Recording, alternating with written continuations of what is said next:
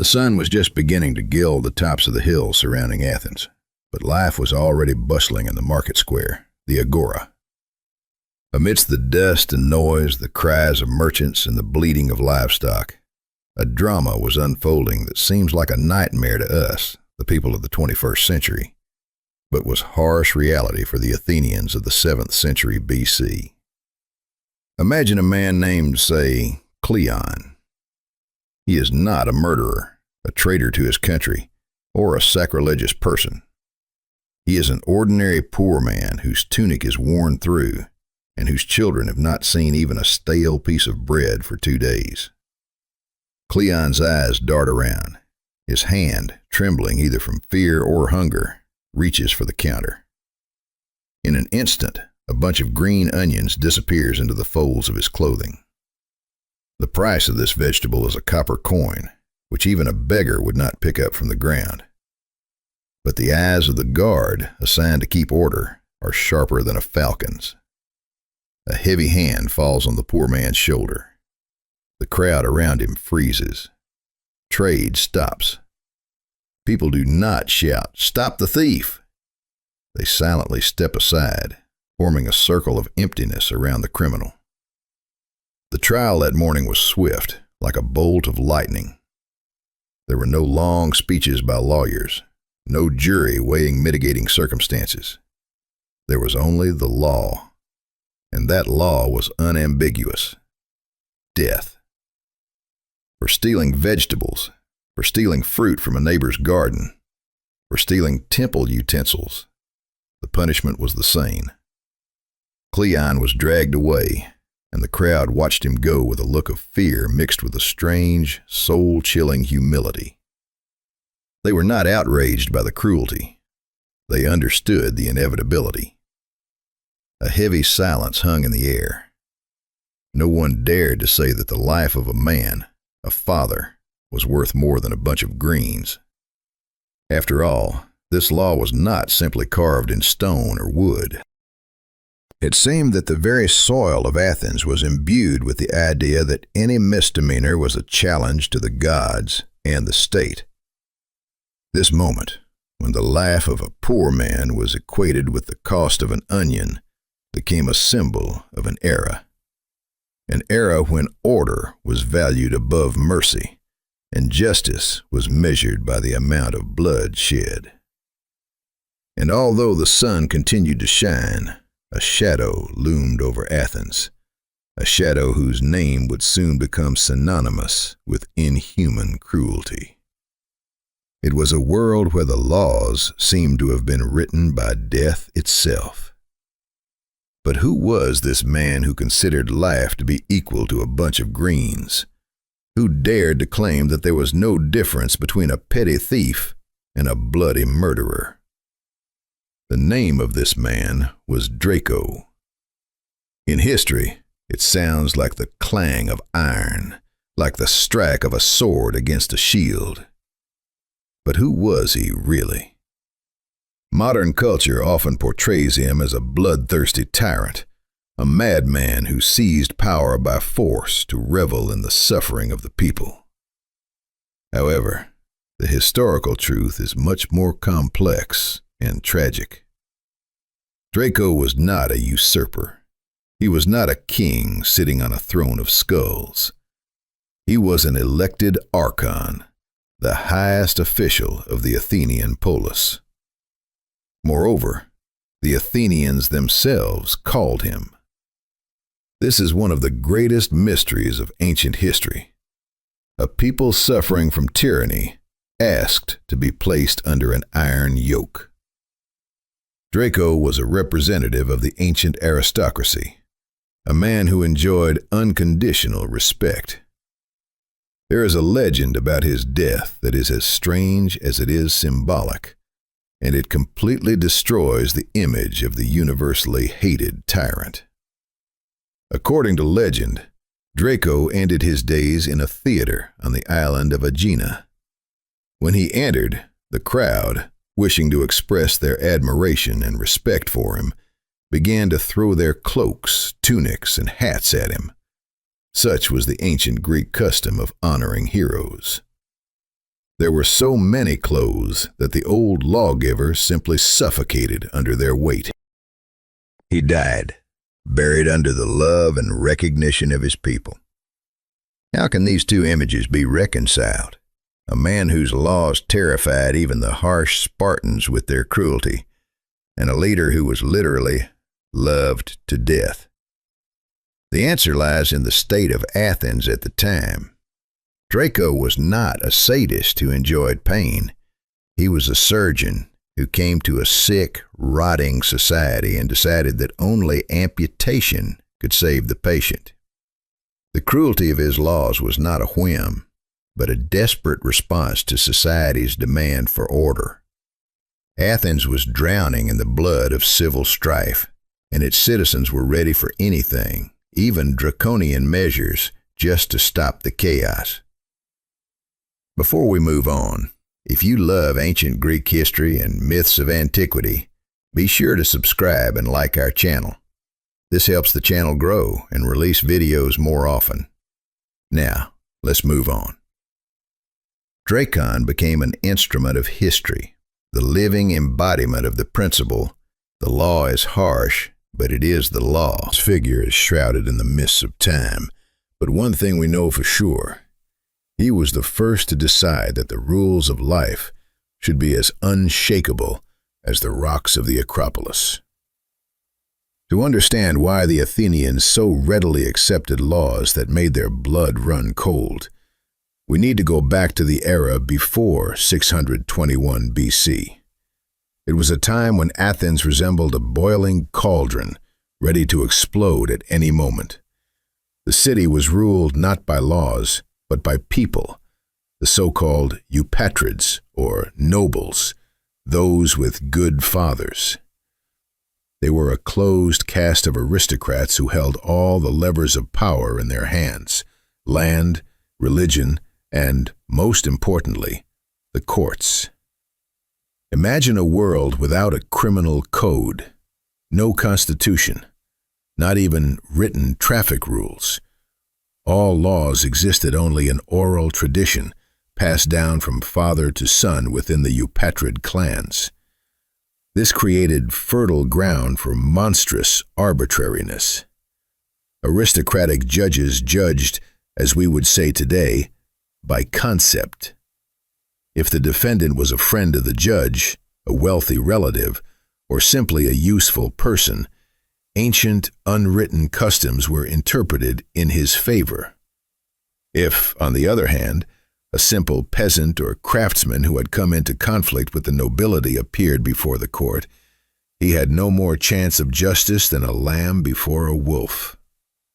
The rules changed on the fly, right in the middle of the trial. What was considered acceptable self-defense yesterday was declared a serious crime today if it was convenient for the judge. But the arbitrariness of the judges was only half the trouble. The second, and perhaps more frightening problem, was blood feuds. In those days, the state was weak, and the protection of honor and life was a family matter. Killing a person was not considered a crime against society. It was an insult to the clan, and this insult could only be washed away with blood. If someone killed your brother, you were obliged to kill the murderer. Then the murderer's relatives would come after you. Then your cousins would avenge you. This chain of deaths could go on for decades, wiping out entire families and turning the streets of the city into a battlefield. Athens was torn apart by vendettas. No one felt safe. The most striking example of this chaos is the story of the Cylonian War, around 632 BC, which took place shortly before Draco's reforms. The noble Olympian Cylon attempted to seize power and become a tyrant. The attempt failed, and his supporters took refuge at the altars of the gods in the Acropolis, hoping for divine protection. The aristocrats of the Alcmaeonid family promised them their lives in exchange for surrender, but as soon as the rebels left the sanctuary, they were killed. Some were killed right at the altars, which was considered the most terrible sacrilege. This event showed that even the sacred laws of religion no longer worked. The Wild West would seem like a model of law and order compared to Athens at that time. There, the one with the fastest colt was right. Here, the one with the nobler origin and more armed relatives. It was in this atmosphere of total mistrust, fear, and endless slaughter that Draco entered the historical scene. Dracon, an Athenian archon around 621 BC, took on the titanic task of drafting the first written laws of Athens. A society exhausted by the anarchy of the aristocrats and the horror of blood feuds demanded, "Give us rules, any rules, even the most cruel, but the same for everyone." People were tired of guessing what they might be executed for tomorrow. They wanted certainty. And Draco gave them that certainty by engraving it on wooden tablets and displaying it in the agora for everyone to see. And so, strange wooden rotating pillars appeared in the main square. The appearance of Dracon's laws was not just a legal reform, it was a real technological revolution in the field of social management. Imagine the effect that the advent of the internet would have had in the Middle Ages. The Athenians experienced something similar when they saw the axons in the agora. What are axons?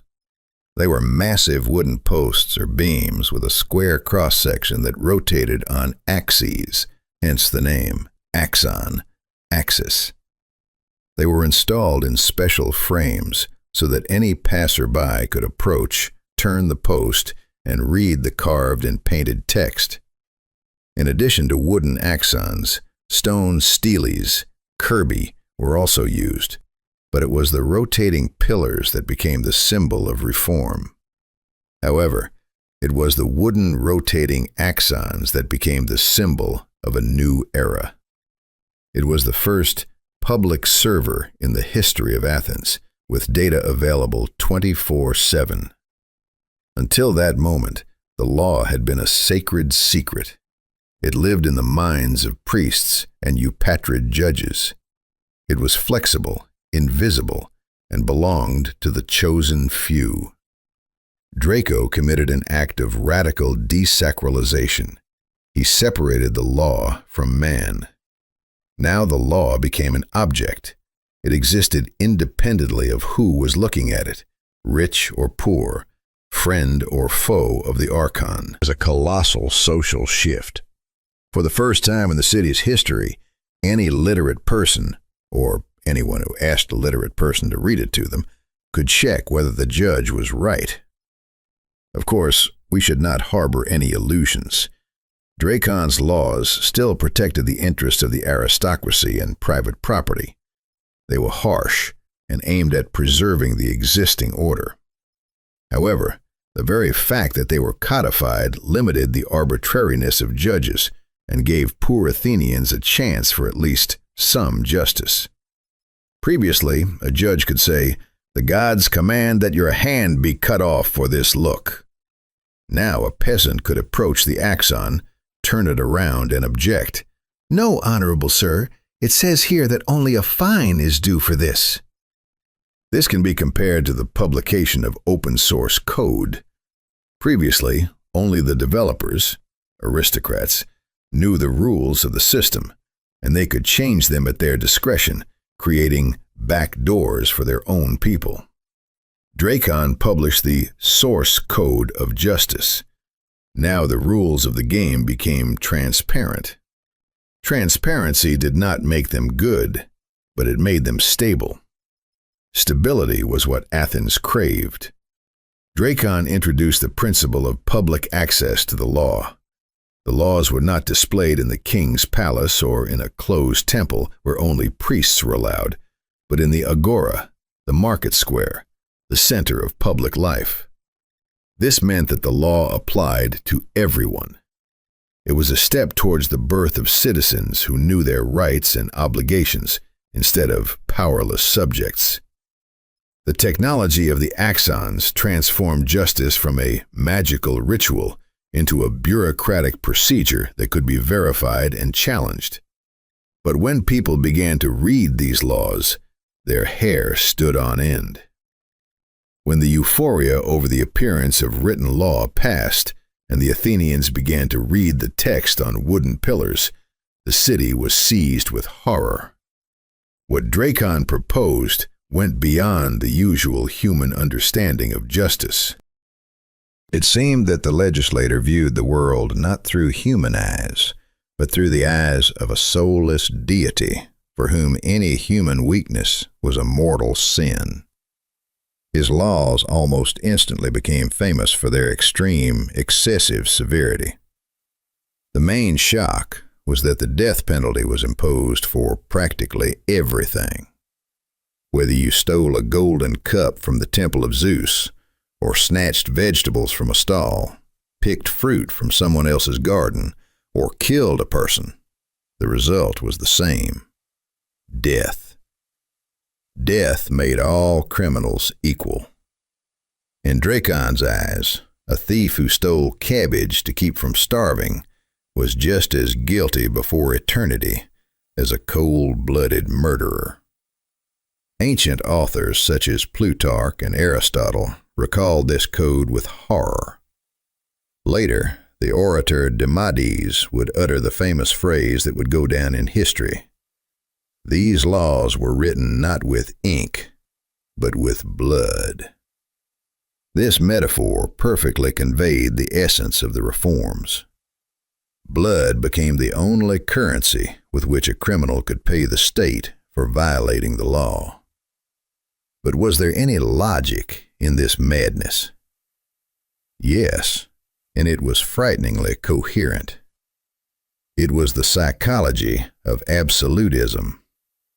Draco assumed that it was not the stolen object that had value, but the law itself. By breaking the law, even in small matters, a person demonstrates their depravity, their inability to live in society. They destroy the sacred fabric of order. When Draco himself was asked why he had imposed the death penalty for most crimes, he reportedly replied with chilling calm, "Minor crimes, in my opinion, deserve this punishment, and for major crimes, I have found nothing greater." Think about this phrase. It is a manifesto of zero tolerance taken to the point of absurdity. The legislator recognized that human life was less valuable than the inviolability of rules. In his system of coordinates, there were no shades of gray. You were either a law-abiding citizen or a criminal deserving of destruction. The proportionality of punishment to which we are accustomed, a fine for theft, prison for robbery, was absent. There was only a binary system: life, compliance with the law, or death, violation. From the point of view of modern psychology, this is an attempt by a traumatized society to protect itself from chaos by creating an extremely rigid framework. It was a desperate belief that the fear of death could eradicate evil in human nature. If stealing an apple is punishable by death, then no one will steal apples. So thought Draco. Practice has shown that this does not work, but the philosophical basis of this bloody code was monumental. He tried to create an ideal society through fear. It would seem to be pure madness. But hidden in this madness was a single grain of genius that changed the world. Amidst the rivers of blood and cruelty for which Dracon's code is famous, it is easy to overlook his main achievement, an achievement so fundamental that it still underpins the modern criminal law of all civilized countries. Draco revolutionized the understanding of murder. Before him, murder was perceived as damage to the family.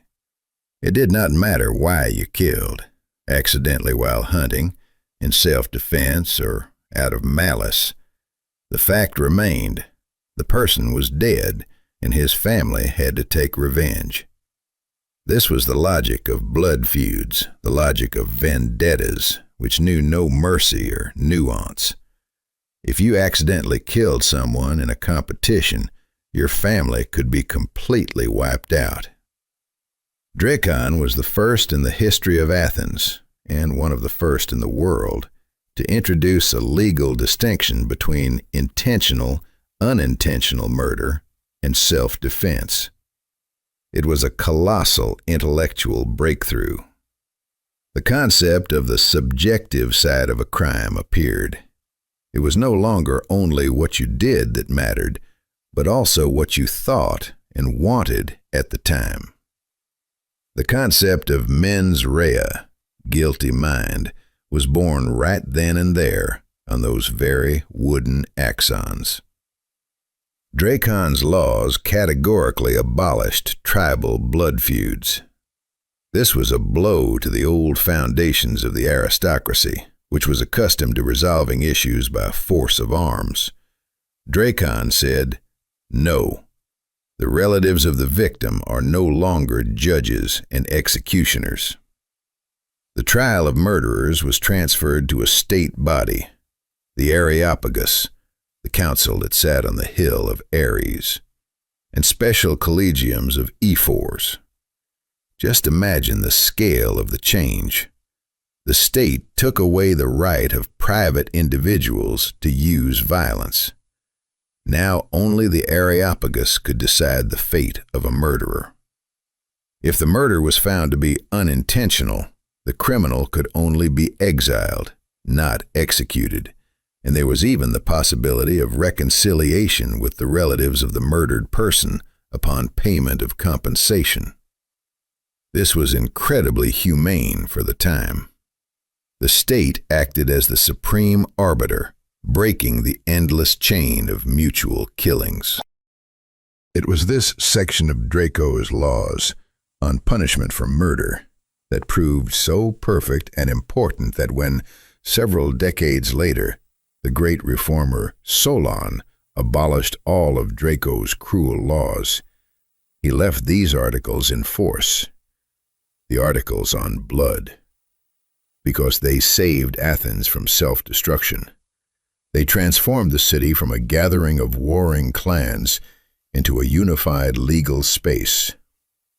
Draco taught the Greeks to judge not by the result, but by the intentions. However, while Draco brilliantly reformed criminal law by distinguishing between accident and intent, his laws proved disastrous in the social sphere. It was here that the blind cruelty of an aristocrat who valued property above human freedom became apparent. A real chasm opened up between the wealthy aristocracy, whose interests Draco cemented in his codes, and the common people, for whom the law became a noose around their necks. The economic background to Draco's reforms is the dark side of the coin that is often forgotten in discussions about executions. Laws do not exist in a vacuum, and Draco's code became a cruel instrument of class struggle, disguised as a struggle for order. Take a look at the economic map of Athens in the 7th century BC. It was a time when money was just beginning to come into circulation, and land remained the main measure of wealth. Draco's laws, for all their professed impartiality, turned out to be a shield for the wealthy and a sword for the poor. The aristocracy, the eupatrids, owned the best land. When Draco prescribed the death penalty for stealing vegetables or fruit, he was not simply fighting theft. He sacralized private property, elevating the inviolability of someone else's fence to an absolute, standing above human life. For the rich man, whose barns were bursting with grain, this law was a guarantee of peace of mind. For the poor man, whose harvest had been destroyed by drought, this law was a death sentence. But the most frightening thing was not even the risk of execution for a stolen onion, but the legalization and tightening of debt slavery. Draco did not invent debt bondage, but he included it in his system of iron order. In his code, a person was liable for his obligations not only with his property, but also with his body. It was an economic trap from which there was no escape. Imagine a typical situation at that time. A peasant, in order to feed his family until the new harvest, borrows a sack of grain from a noble neighbor. As collateral, he registers his land.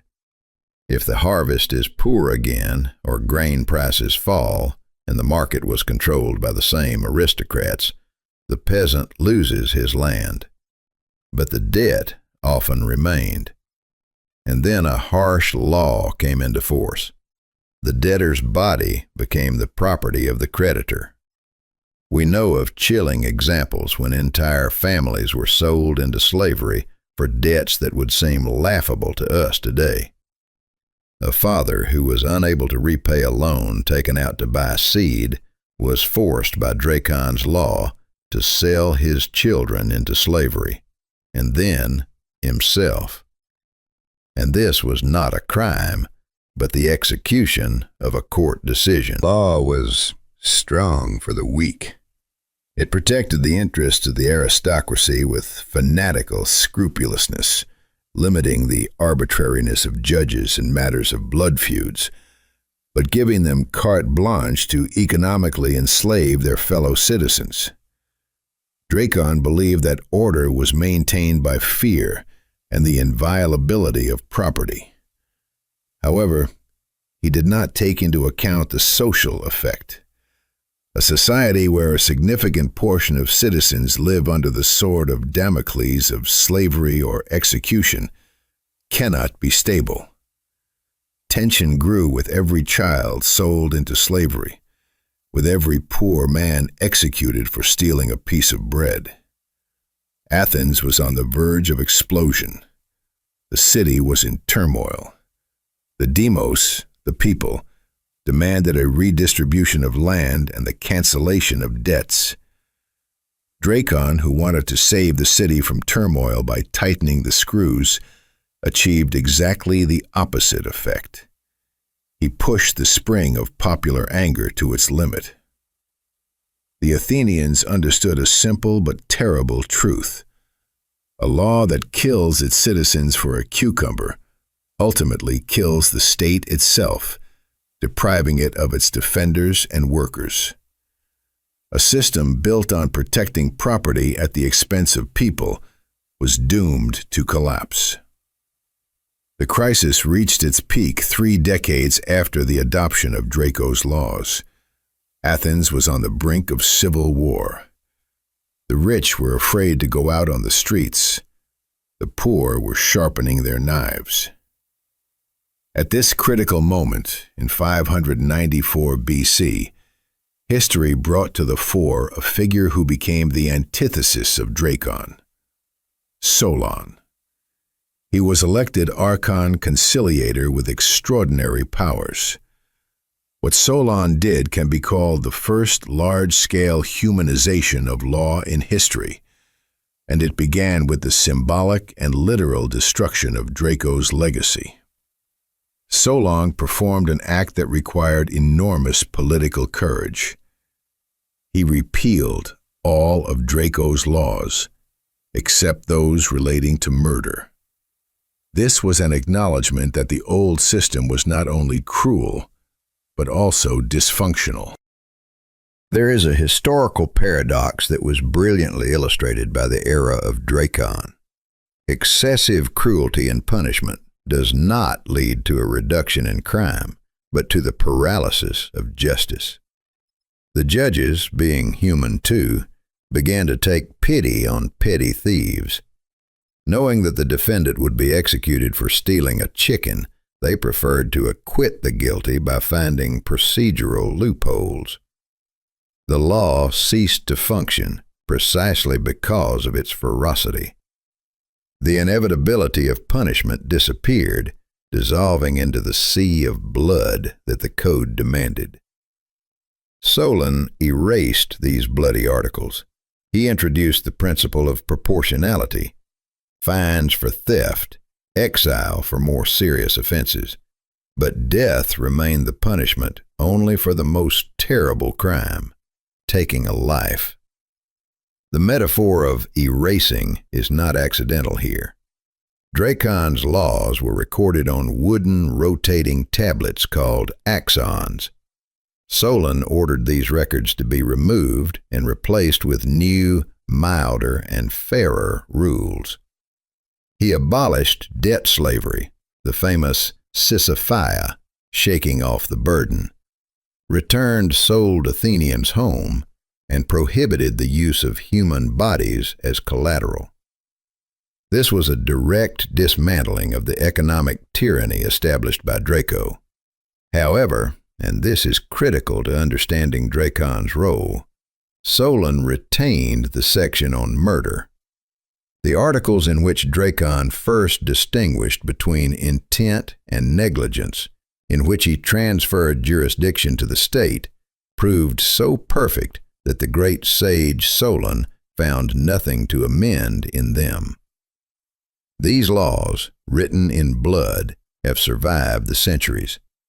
There is historical evidence that even in the 4th century BC, 200 years later, when the original code had almost crumbled away with time, the Athenians carefully copied Dracon's laws on murder onto stone steles.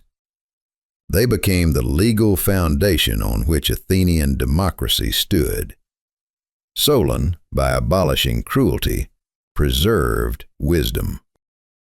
He separated the madness of a fanatic from the genius of a lawyer, leaving to posterity only what truly served justice.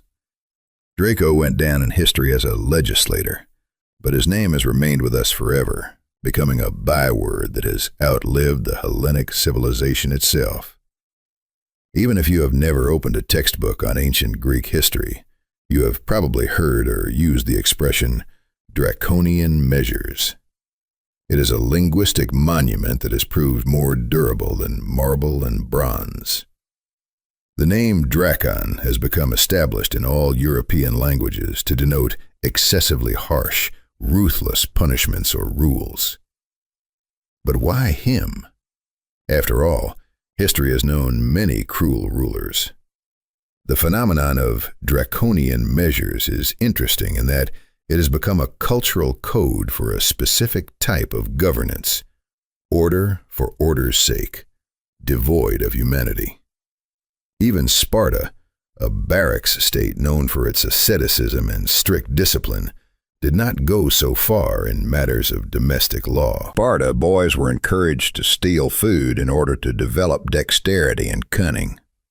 Only those who were caught were punished, and not for theft, but for clumsiness.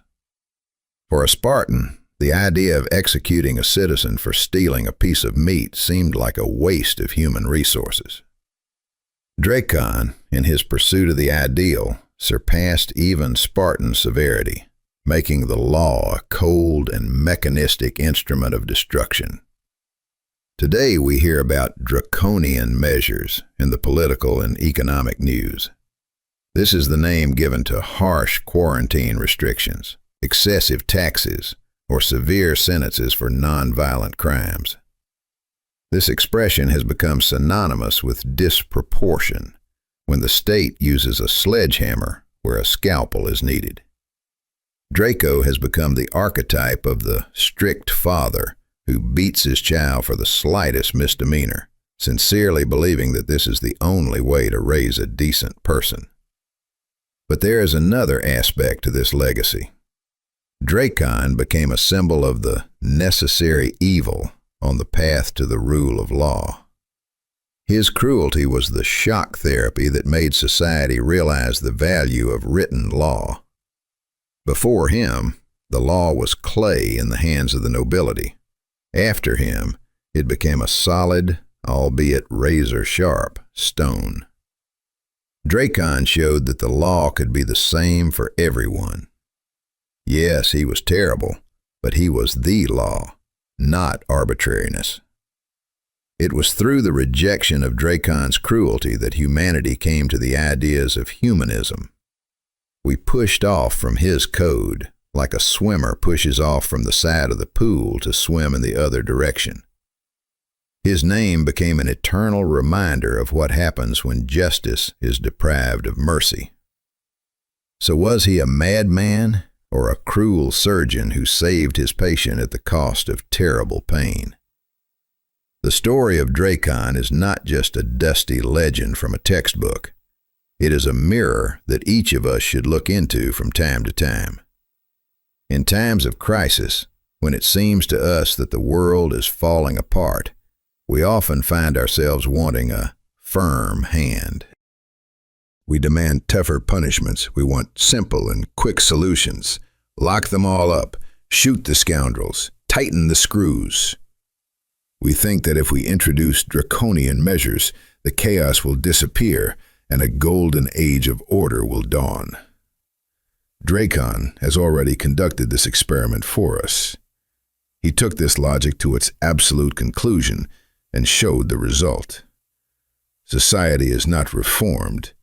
It breaks down or explodes. His story reminds us that justice is not a killing machine, but a complex mechanism of balance between punishment and correction, between the protection of society and mercy towards those who have stumbled. Every time we demand retribution instead of justice, the little Draco awakens in us. And the task of a civilized person is to remember that laws written exclusively in blood cannot ultimately be read by the living. True order is based not on the fear of death, but on the inevitability of justice and the value of human life. The very lesson that humanity learned by looking at the frightening tablets of Athens' first lawgiver. This concludes our journey to ancient Greece for today, but the story itself continues. If you want to continue discovering the myths of antiquity and the legends of Sparta, subscribe to the channel and click on the bell.